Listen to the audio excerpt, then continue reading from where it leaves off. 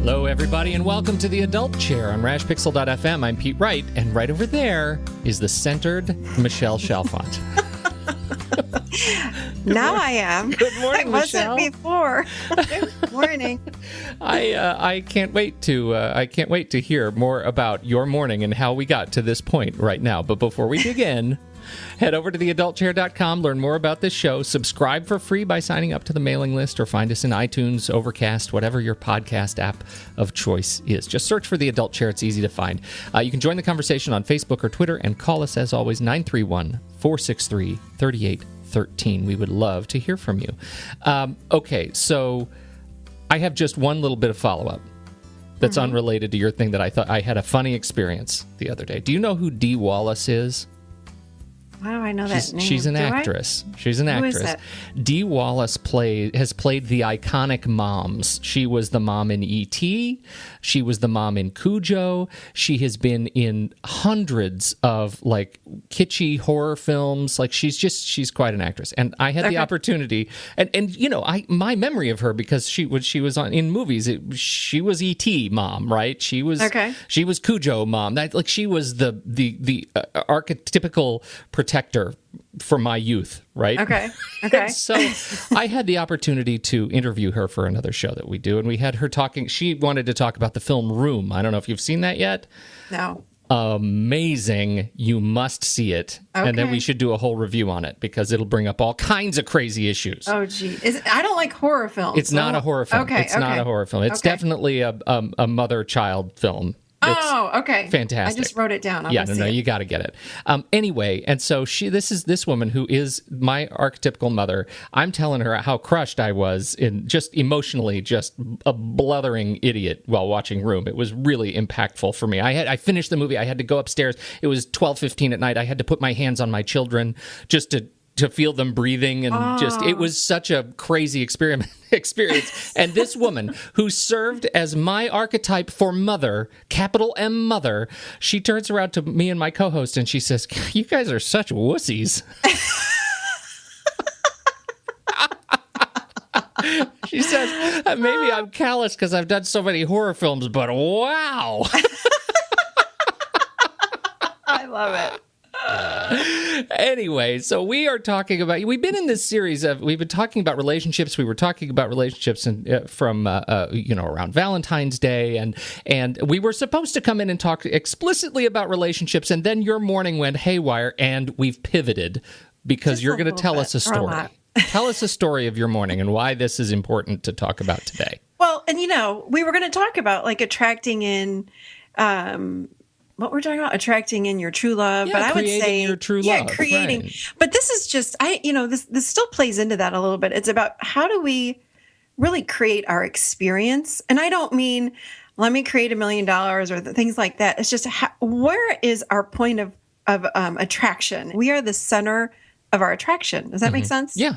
Okay. Sure it does. What had happened this morning was I had to call, those calls that we all put off, like the cable company, the garbage company, like those calls. I don't like making those calls because it's just, you're on hold for an hour. Soul-sucking. It's like calling like the insurance company because you have a question, you're going to be on hold for a long time. Anyway, so I called the Comcast or Xfinity, and I was very polite, but again, long story short, matter. Yeah. It doesn't matter because they're not the owner of the company. There's some worker in a call center. And I was so angry because I've got to pay money because we need a new phone line in the house, which is fine. So it's $50. I said, fine, no problem. I'll pay that. I understand. And then I said, can I also talk to the person in the TV department or cable? Yes. I talked to that person, same company, mind you. And I said, there's something wrong with the pixels. I think it's the connection. He said, sure, I'll have someone come out. I said, perfect. Someone's coming out Thursday night. Can I just have them look at it? Well, no, it's a different chart. It's another $50. And we have to have them come back again. So I was like, somebody to come out to check something that's wrong with their service. Yeah, exactly. I'm like, wait. I said, wait a minute. This is a problem on your end. Why am I paying for it? But it's a house call. And it was like, Men are from Mars, women are from Venus kind of feeling, like two different wavelengths. And I'm like, but that doesn't make sense. I understand I'll pay for the phone line because that's something I want. But why do I have to pay if something's wrong with the Xfinity? That's your thing. Like, you need to come out for free. Nope. And the other thing that made me crazy was I've got a guy coming Thursday. Why can't I have that guy that's already coming to do the phone look line? At the TV, to do both? Yeah, no. Well, no, we can't do that. It's because it's a different guy. It's a different department. He said, it's probably, they don't know the same exact thing. I'm like, BS. I think they all know the same, but that's my interpretation. And then at the very end of it, I told him my whole story and I said, I know you're not the president of Xfinity, but I'm really pissed right now. Yeah. I'm just letting you know, I'm really mad. It doesn't seem fair, blah, blah.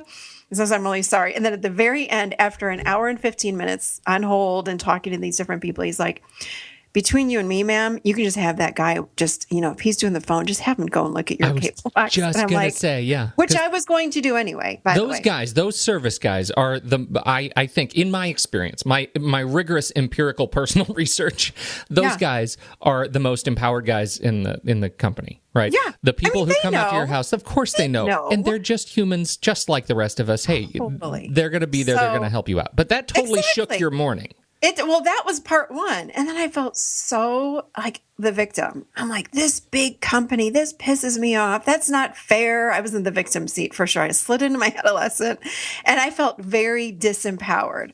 And then the next call really sunk me hard because then I called.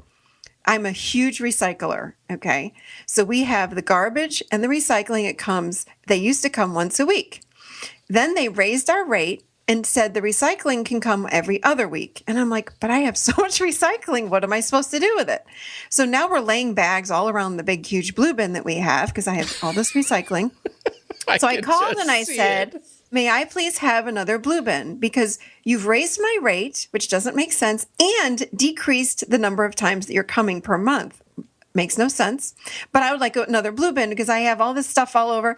And last 2 weeks ago when they came, I had all these journals from when I was in my 20s that I had read through, and some of them, the paper was rotting. So I just put them out in my recycle bin, and it was windy, and they were blowing all over the front yard. My personal journals. Your journals? So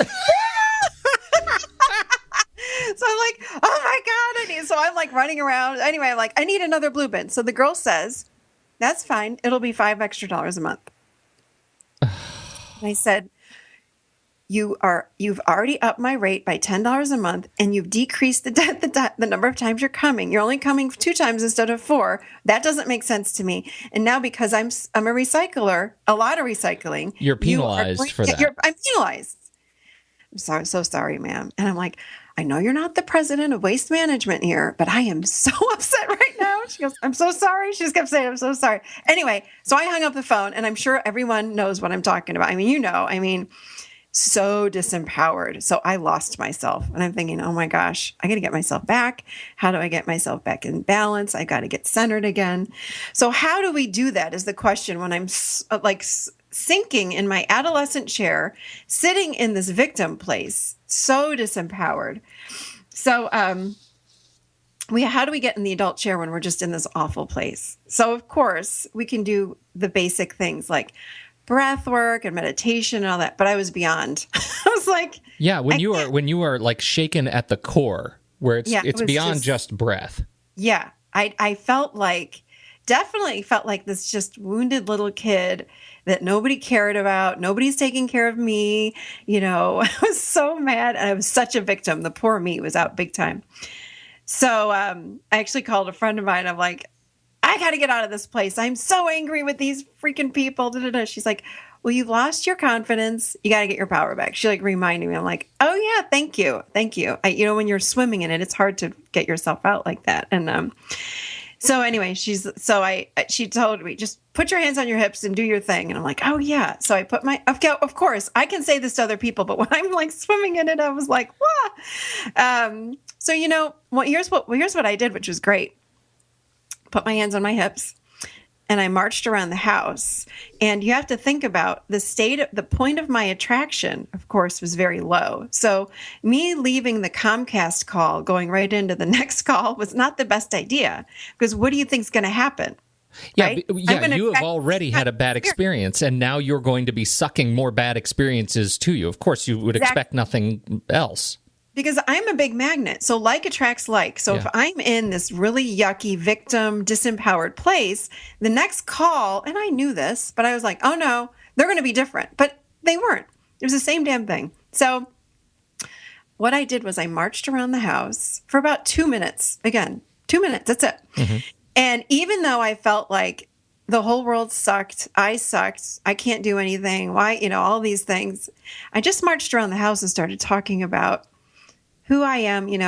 I was going to cancel the podcast with you. I'm like, I can't do this podcast. Well, I wouldn't have let you do that. But let me talk about this marching thing. You use that word marching. What is the importance of marching? Because it seems like there's this sort of militant, and I mean that in the best possible way, this sort of militant approach. What is it about that physicality that speaks to you in this context? In my terms, it's like I really feel like when we're in that really low place, we have to change our state. So when I'm just sitting on the couch or dragging myself around walking, it's that same victim-y, disempowered kind of feeling. Mm-hmm. So when I have my hands on my hips, first of all, that's where the confidence comes from. And of course, this is one thing I've done for years. Standing up brings more confidence than sitting down. So you got to stand up. Absolutely. And then you put your hands on your hips because that says, hey, I'm empowered, even if you don't feel it in the moment. And then walking, for me, marching is like every time I would stomp my foot, like not like crazy, but just like kind of marching. Yeah, it's not like tantrum-y. No. Right. It's marching, but I'm just marching around and I started stating, I first stated what was true for me right now. So I don't believe you can jump from being incredibly disempowered to suddenly empowered. So I started out by saying like, excuse my French, but I was like, that asshole, I don't like that they did that. And da, da, da, da, da. I was so mad at these two companies, right? And I started there. And then I said, you know what though?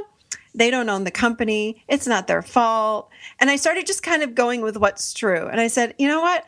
Maybe I can get myself out of this place. It doesn't feel good to sit in the victim place. I don't really like feeling so disempowered. Maybe I don't want to feel so disempowered. And it's just sort of this internal dialogue as I'm marching around the house. I said, maybe there is something to this adult chair thing. Maybe I should slide over there, but I don't want to slide over there. I like where I am right now. I kind of like kept saying that. And eventually I got to this place of, it does feel a little bit better to feel empowered. And I could feel in my body this energy start to rise up. When I could feel that little click, it like shifted. Yeah. And I could feel myself move into this adult chair. And I started feeling a little bit more empowered, a little bit more empowered. And it was like if I was like a deflated balloon, everything started to blow up and I started feeling more empowered, not full of myself, not egoic, but just empowered. And then I thought, you know what? This is all okay. It's all going to work out. It's okay. It's just how life is. It's totally fine. I'm going to do my podcast. I'm going to get back to work. It's all okay. And I'm telling you, Pete, all of a sudden, I just felt really full of myself in a positive way, like energetically full. And I could feel that I had my power back. I wasn't in the victim seat anymore. I was like, I'm really okay. I'm okay with all of that. And then this is the coolest thing. So I had one more call to make. I had another call to make. I just signed up for two trainings. And I noticed that when I signed up for the trainings, it happened to be the 1 week that I signed up that there were no discounts. But every other week since, there's been a 20% off discount, 15%. And I'm like, okay, let me go ahead and make that phone call and ask for a refund from a month ago. I said, You know what? I would just, it's not, I would like to have a little bit of this refund because every week since then, there's been discounts. And I called and the girl gave it to me. Oh. She goes, we'd be happy to give you 15% off because you've just signed up for 2 trainings a month ago. That's really nice. But my point of attraction had changed. Yeah. Yeah. So I just thought it was really, really, really powerful for me. So that's that. You've already tossed around the word egoic. That's your adolescent chair, right? That's your adolescent chair that's getting joy in being upset. Right? There's some sort of fuel. It's the victim. Yeah. Like, it's not that she's getting joy. It's just her. It just is. It's like, our adolescent chair, the ego, is based in fear. So its job is to protect us and to keep us safe. and to not get rejected or abandoned and that kind of thing. So it's searching for people or things in my environment that may hurt me. So when I'm in that energy of the ego, it's interpreting that those people are doing it intentionally to me, which is not true. Of course. Yeah. So the ego, it's not that it gets joy out of it. It just is black and white to the ego. Like, that person's trying to hurt you. So when I started to shift that energy, I was talking like, well, those are just workers and that's just the policy of the company. And it's really not about me. And I don't have to like it. I still don't like it. But I was like, you know what? It's okay. And it's going to work out. And you know what? When that guy comes out on Thursday, I'm going to ask him to look at my TV and maybe he can fix the pixel issue I'm having and da-da-da-da. So it just brought me to this like peaceful place. I was like, okay, I'm good. There's no charge, no trigger. It was gone. And that is the power of moving into the adult chair. I want to talk about that because I think even though we pivoted on our primary topic here, I think you have just described for me what I expected to get out of this conversation in creating your true love, right? In terms of our relationship, right? And it's in two key points. The first is moving out of ego and into the adult chair. And the second is becoming the point of attraction, the strong and empowered point of attraction that you want to see yourself reflected in the world around you. Yes, it's so important this is why I say all the time, it's really about me, meaning it's about me staying connected to myself. So when I felt myself start to slide that's when we go, okay, hold on a second, stop. Right. I'm sliding into that adolescent chair. I'm feeling really victimized right now. So yeah, that's the other key point is I got to stay connected to myself. And so then when we start attracting in the new experiences, we're coming from that adult perspective, which is a very, very different perspective. So when we're talking about attracting in love or true love, how do you find your true love? Most of us look for true love from that adolescent chair. We're looking for someone to complete us. We want that pain that we're feeling on the inside to be completed by someone on the outside.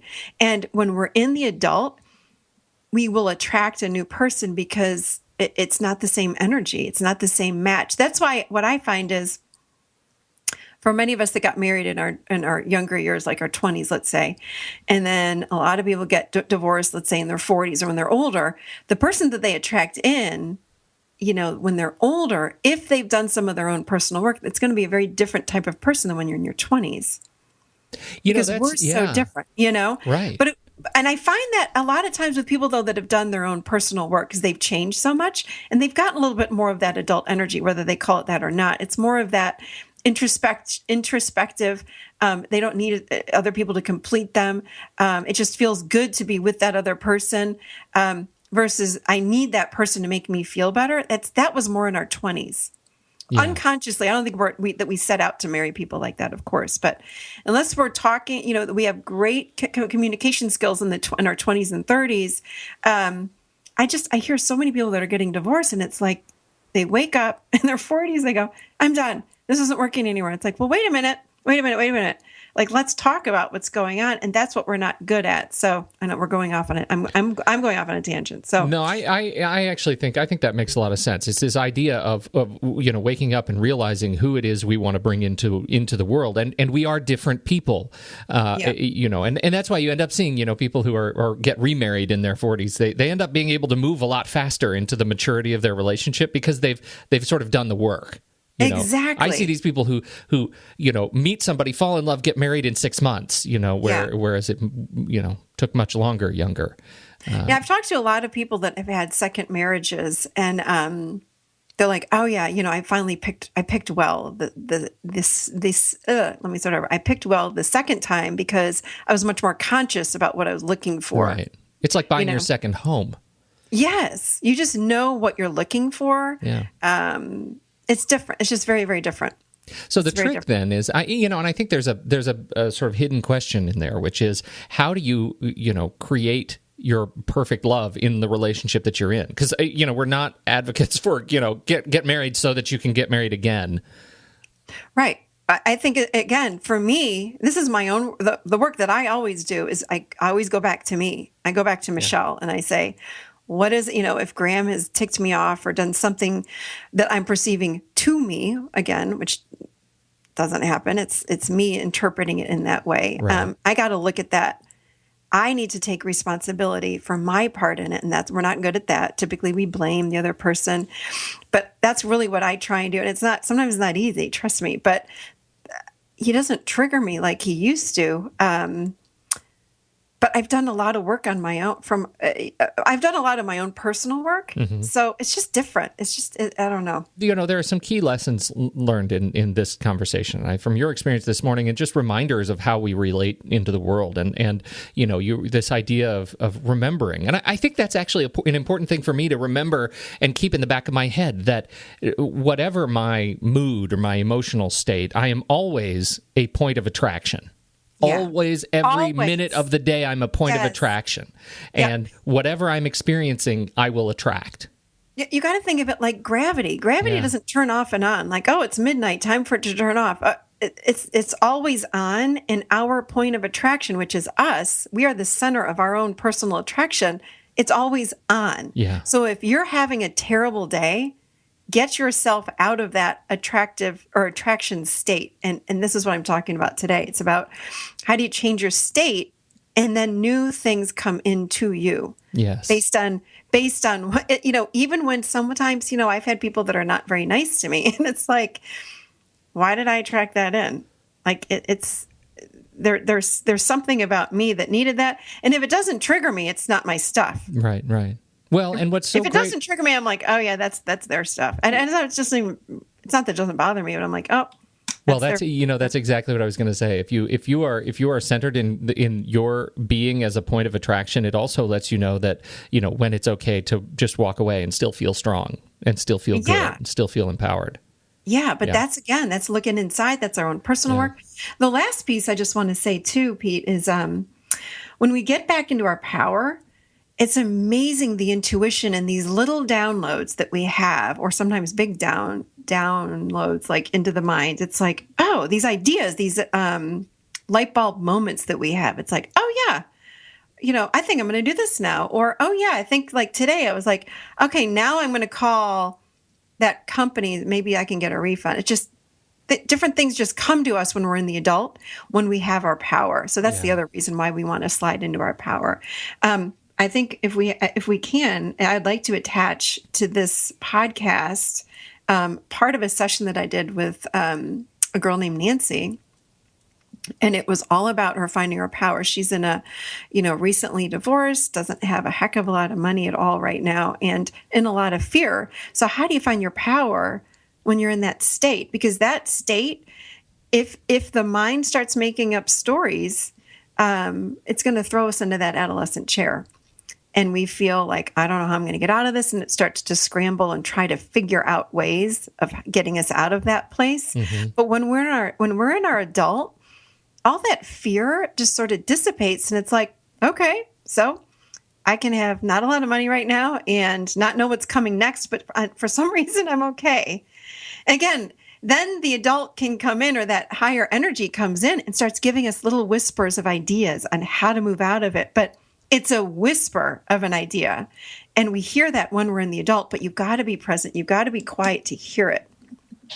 Oh, I love it. So we will, let's go ahead and we'll just roll into this segment from your conversation with Nancy, and that will be how we close up today. What do you think?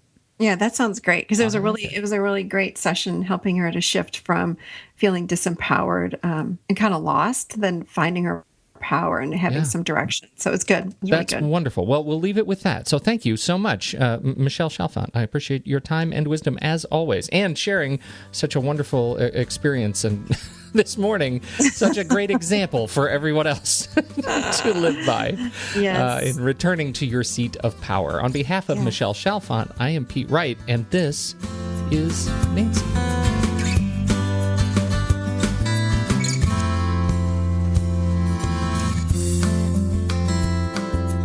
I am sitting here with Nancy, and we are talking about, or you were talking about,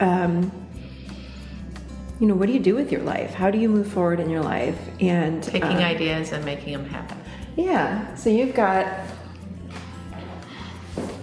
So you've got an idea that you want to bring in more money, you want to have benefits, you want all this to happen, and you have some great skills with Montessori education, right? Yes.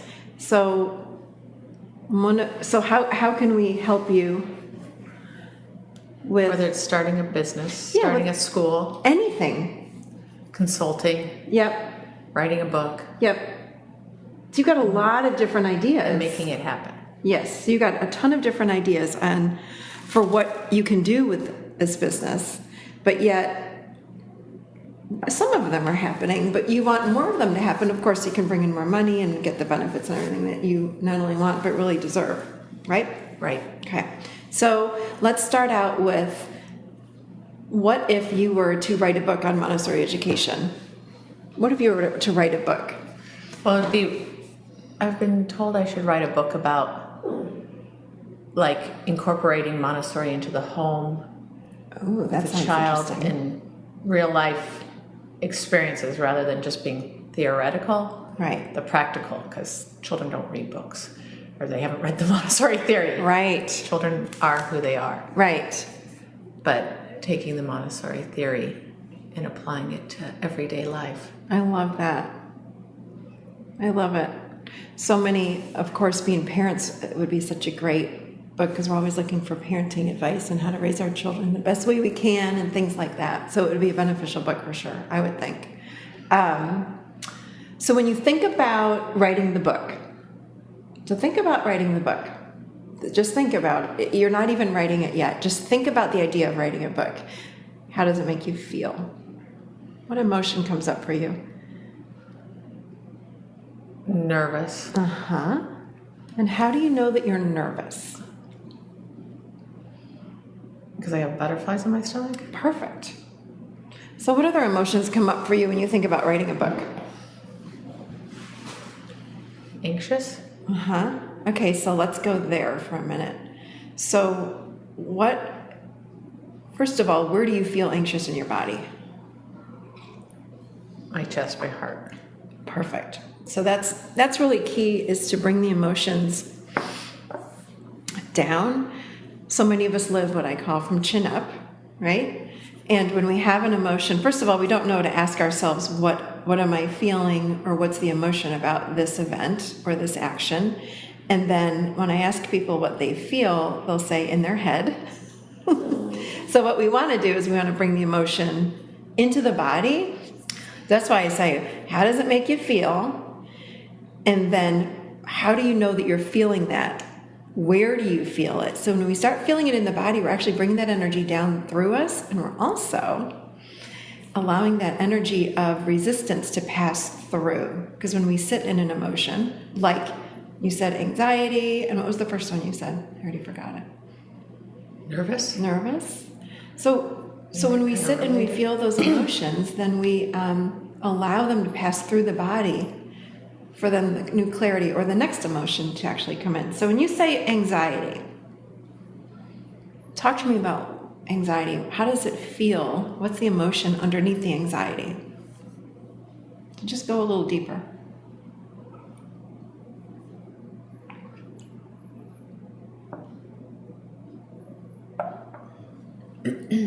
Well, I guess, it's not a thing. It's just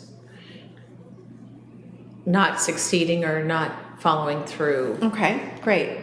So finish this sentence for me. So when I don't succeed or I don't follow through, it makes me feel like...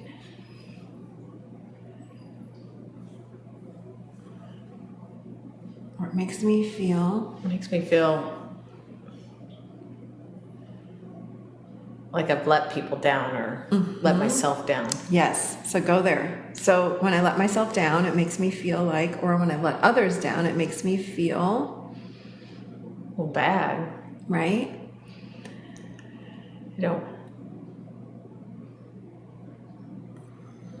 I just don't feel good about myself. Right. So I'm getting something on you. I want you to try this on for size, okay? So I'm going to tell you what I'm guessing that it is. I don't know for sure, and only you know for sure. Do you feel like a failure? Well, yeah, you feel like a Failure, yeah. So use the I word. I feel like a failure when I don't follow through. There you go. So know that we just linked those emotions, right? So think about like building blocks.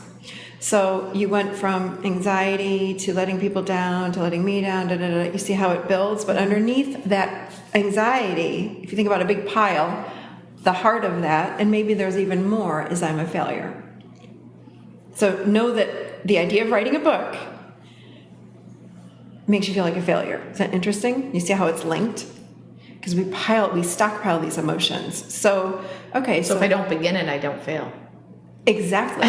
So then think about the resistance that you might have. It's like, well, I don't want to feel like a failure. So then what happens is, so the child part of you, so the inner child is the part of you that has these true emotions, okay, these true feelings, and then true needs, and your passion and your spontaneity and your fun and all of these things.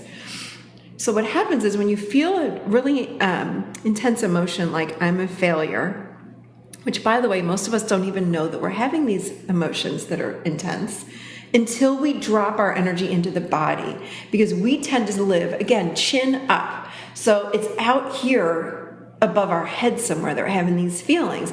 And when they start to dribble down into the body, just even a little bit, that's when we go run for sugar, alcohol, watching TV, creating drama. It's some sort of vice to cover up those feelings. So we were talking about the child part of us has the feelings, right? We then go to the next chair, which would be like that adolescent chair where the ego sits. That's where all that resistance comes from. And it makes up all these stories then as to why, well, you don't want to do that because you should go back to school and get a degree in blah, blah, blah, because that would be a lot easier. Because the mind part of us is trying to avoid you feeling like a failure. Does that make sense? Mm-hmm. So if that's true, what is the way to help you write this book? What would be one way based on what I just said? If we need to move the energy down through you, and it's being resisted really in the body portion of who you are, in the chin down, because there's a big feeling of I'm a failure. What do we need to do to move that emotion through you?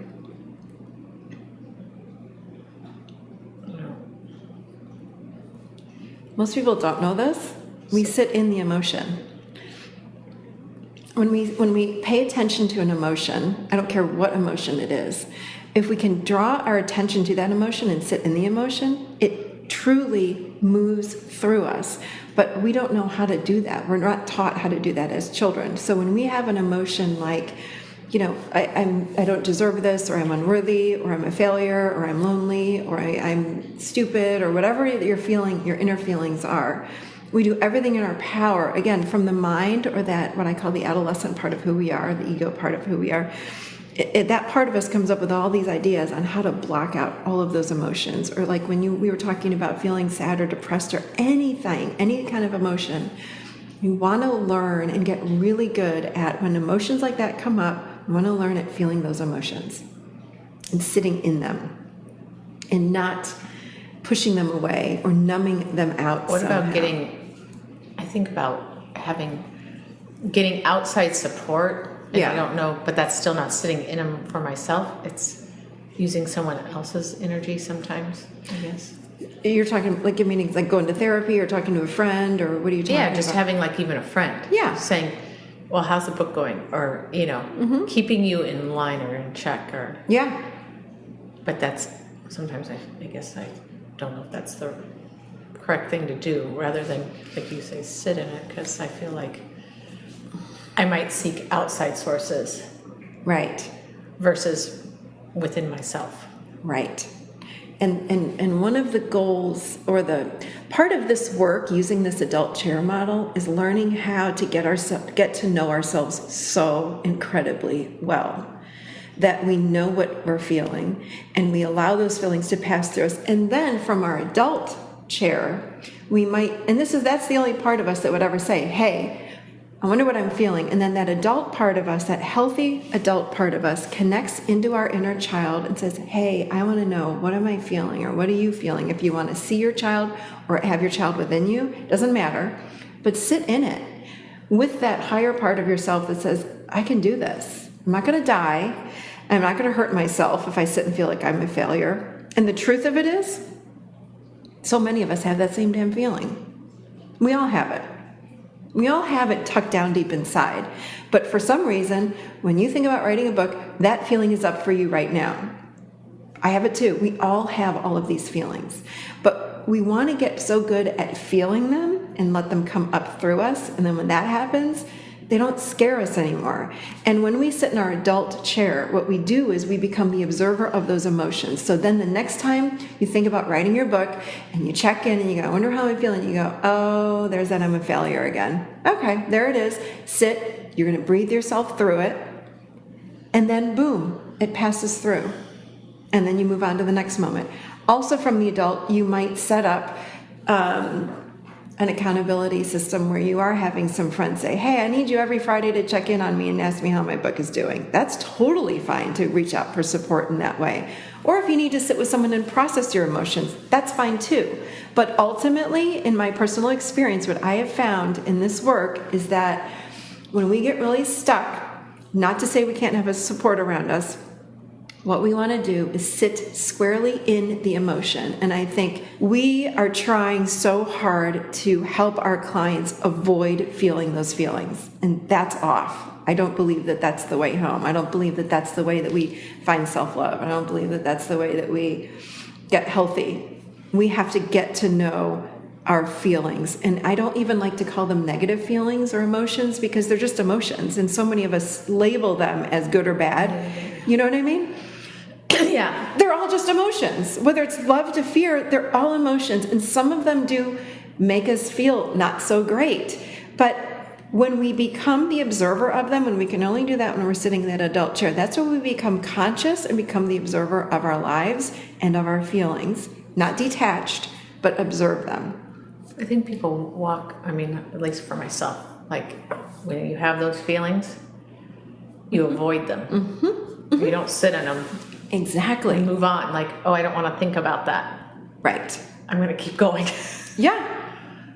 Yep. Absolutely yes. Because we're not taught to sit in them. We are taught to go out and seek out happiness and joy and bliss and bask in that. But don't you know, I mean, do you find this to be true? Even those emotions we can't hold forever. No. Because we're really these fluid beings and we're meant to have emotions, the whole spectrum, everything from love to fear, like flow through us. It just flows through us like a colander that you have water over, you know, like when you pasta in the colander. It's like emotions are like water and they just flow through us.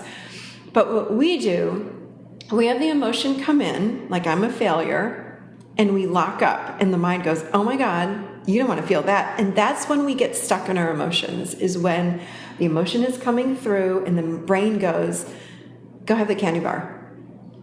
Because you can't process food and emotions at the same time. You can't process two things at the same time. It's like you're either going to process your emotions and sit in it, or you're going to do something else to avoid it. And when we avoid it, we keep it stuck because it's already starting to come through and you're aware of it.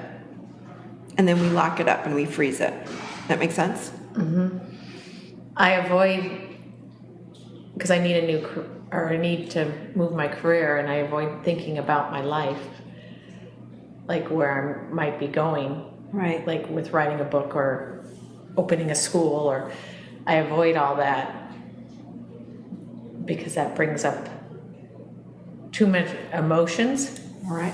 And so I like to live, I mean, it's good to live in the present, but I just kind of block out my everything that's going on in my life, like the fact that I need an income and I just kind of muddle through life, not having any intention of my life. That's so great. That's a great awareness. It's true. And I just block it out. Like, I don't want to think about it. Right. And do you understand that that's how most of us live? It's more from, again, to use the terminology of the chairs, that's what it's like to live from the adolescent chair. And the adolescent chair does not mean you're an adolescent. It means you're living from that emotional and mental place of who you are. You're very much a 40-something-year-old woman in an adult body. but we don't live in our adult chair until we become conscious and are able to do that. It's scary to live in your adult chair. It's very, well, Can be. we don't know what it's like to be over there, right? We go, well, this is easier because here I have all my vices and I've got my chocolate and I can run. You're a big runner, so it's like I can run, and then I'm not feeling. Yeah. But you're right. I avoid.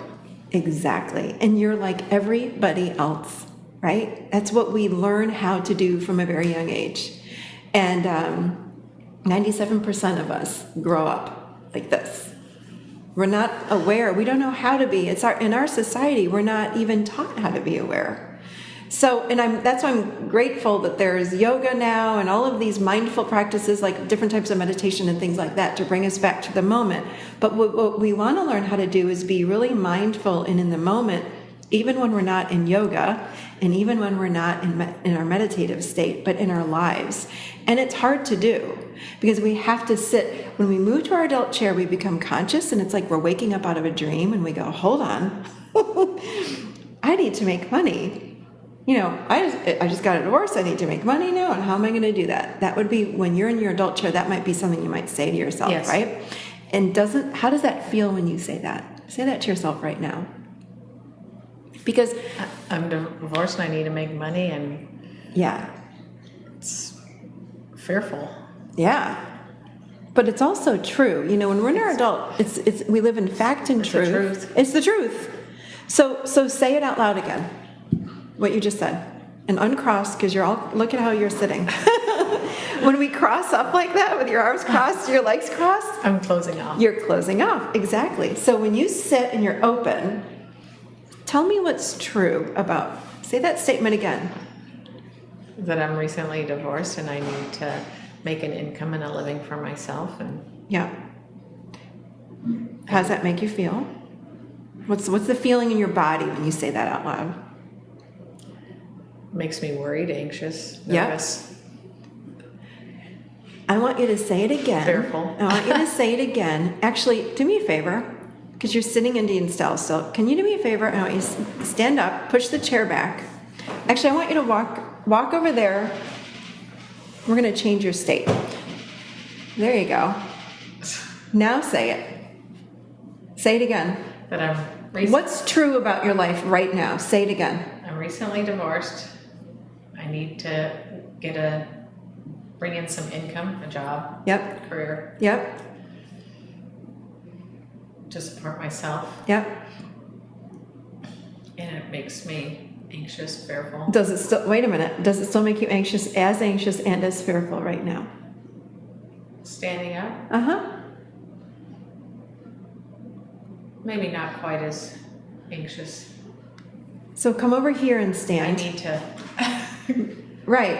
What I'm asking you to do is to Bring it through. own who you are right now, and don't give it any meaning. You're giving it meaning, and that's where all these anxiety. So it's like, just own where you are today in this moment, 10:30. What's true about your life right now? Say it again. And I want you to be fully in your body about it. There's no judgment about it. There's no assumption of what's coming in the future. Just in this moment, what's true for you? that I need a job. I need income. I'm divorced. Yeah. I'm going to say it, and I want you to... I'm divorced. I'm divorced. I'm recently divorced, or I'm just divorced. I'm divorced. And I need an income. And I need an income. Period.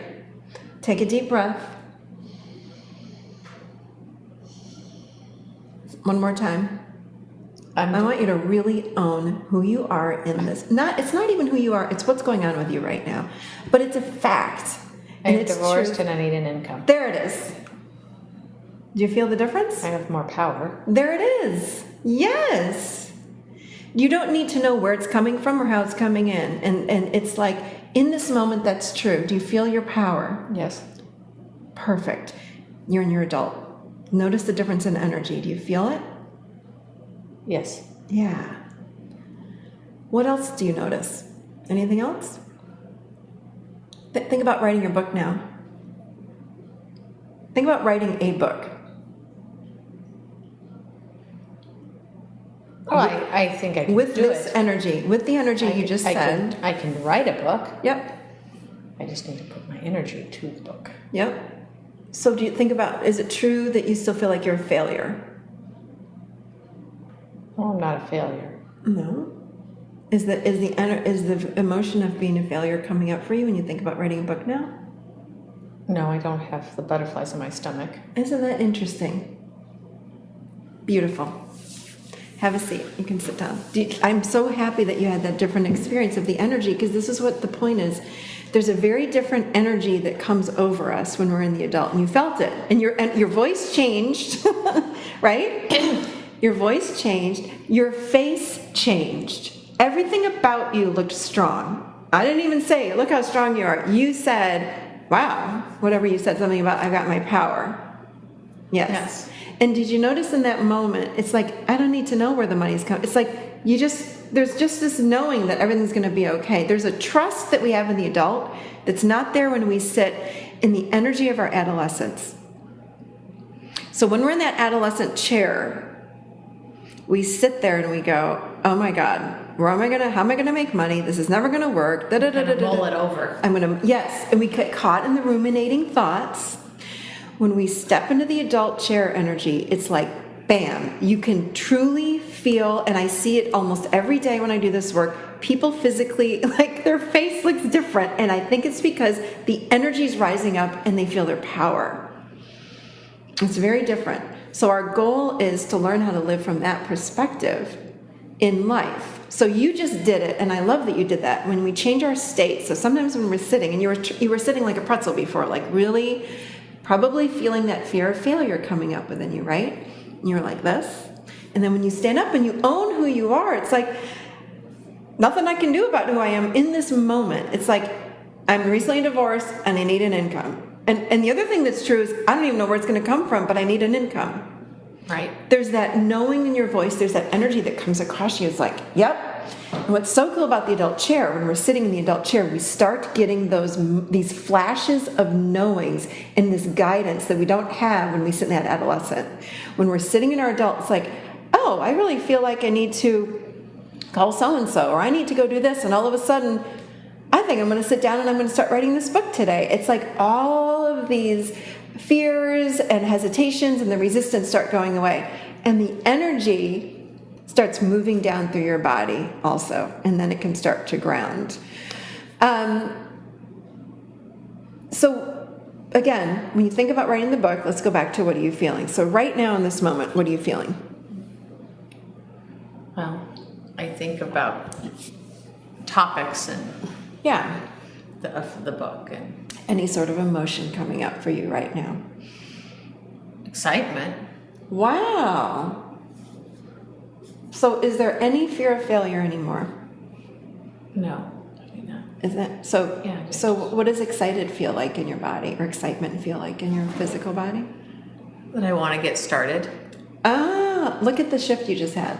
So you went from resistance in writing the book to now excitement. And all that you did was sit there just for a moment in that feeling like a failure. You see how you did that? Yeah. Kind of cool. Cool. So some ways that we find that adult are you can get up when you're stuck in something and you don't know what to do. You literally, I don't care where you are in your house or if you're outside or at the mall, it doesn't matter. You just change your state physically. So just move around. Sometimes I stomp my feet. Sometimes I'll ask myself, like, I need my adult. I just need my adult. And that's the energy I'm just calling forth to me. And then I can feel it come in, and it's like my whole perspective changes, whatever I'm thinking about. Sometimes we can do breath work. Sometimes we can do a meditation to really clear the anxieties away. I have a meditation on my website. Did you see that 10-minute meditation? Yes. It's like it just brings, yes, it helps with anxiety, it helps with stress, it helps with the overwhelm that we can feel. It helps us when we feel like I can't stop these ruminating thoughts. It's a 10-minute de-stressing, de-anxiety kind of meditation that just brings us back to center, back to present. The purpose is to help you get back in your adult. So we can do all of these different things to help us get there. Sometimes, again, it's just sitting and taking a conscious breath, because the adult chair is the seat of consciousness. So we're there, we're aware of what we're doing. We're not living unconsciously and avoiding, like you were saying, but like so many of us do. We get back into that chair and we go, I can be really scared, but I can still move forward. Like when I have that energy of the adult, it's like even with fear, I can move forward. Even when I have resistance, it's like, well, hold on, what do I need when I feel resistant? Do I need to set up an accountability plan? Do I need a partner that's going to say to me every Friday or every Monday or every Sunday, hey, how much have you written on that book? So you only know what you need, and you are the one that then has to set that up, and you do it from your adult, not from this desperate place from the adolescent, but from this very empowered, like you said, this powerful place of, this is what I need. And we learn from that chair how to speak up for ourselves.